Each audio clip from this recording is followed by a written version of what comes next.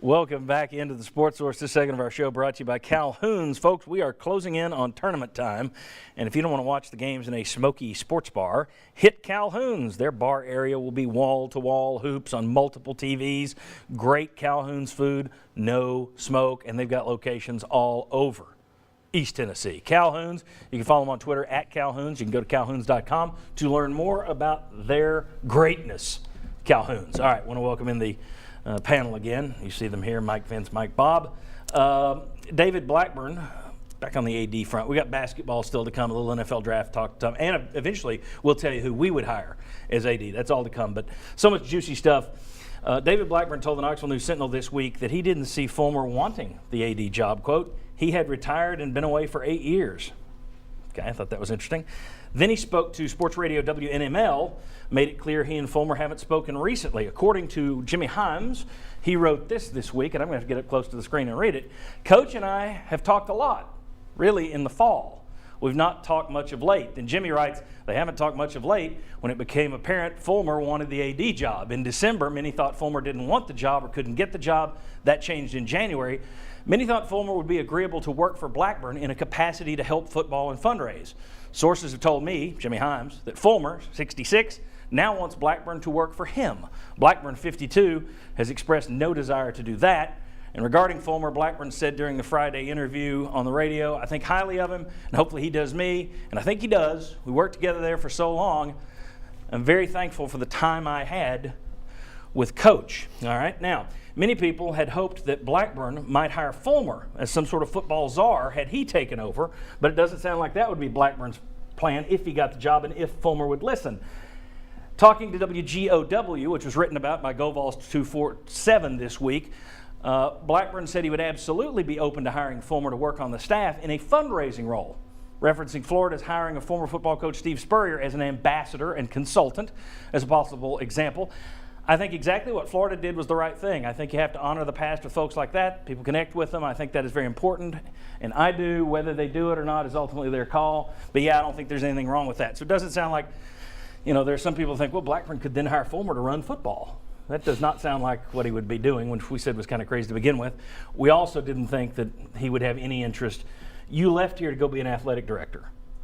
Coming back to not be an athletic director makes no sense. You're not going to. I don't think you're going to have one working as a powerful person underneath the other one. But here's the question. Fulmer was initially backing Blackburn, and he's told people around town that he only got involved when it was clear Blackburn wasn't going to get it. So that's when he put his own name into the hat. But they haven't talked since the fall. And if Blackburn's the runner-up, if that's the way it's working out, if there isn't some other candidate, couldn't Fulmer pull out now and just hand it to Blackburn if that were the case, put his weight behind Blackburn if Blackburn's the number 2 choice? So my question is, do we think history may be repeating? 25 years ago, Philip Fulmer, the head coaching job was filled, but Philip Fulmer wound up with it. The AD position was open. Most people didn't see Philip Fulmer there. Now it looks like he's the odds-on favorite. Is history repeating? Do you think there's any kind of political workings behind the scenes that may prevent these two from chatting like they did last fall? I think if it is a genuine truth that sometime in the fall, late fall, early winter, that Coach Fulmer realized that David Blackburn was not going to get it, I would have thought somebody would have told David Blackburn by now. I mean, that to me would seem like the obvious thing. If he says, I jumped in when it was obvious that David Blackburn wasn't going to get it, well, why is it obvious he wasn't going to get it? Who told him, and wouldn't somebody pick up the phone and call David Blackburn and say? Wouldn't that person have been Philip Fulmer?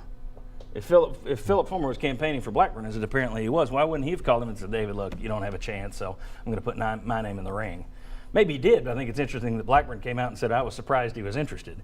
Because from what he's saying, he didn't get the news from Fulmer that Fulmer was now interested. Palace intrigue here, or am I connecting dots that don't connect? Well, I think there's seems obvious to me. I think Philip Fulmer's pretty good at behind-the-scenes politicking, absolutely. I don't think it's a strict comparison because in 1992 you had a head coach. You don't have an athletic director right now. I think and kind of to what Mike is alluding to, I think a slight difference is that these are open positions. They're trying to get this position as athletic director. They're not existing to where the person underneath is trying to work and get past the person that's above. I am surprised if Phil Fulmer's interested in this.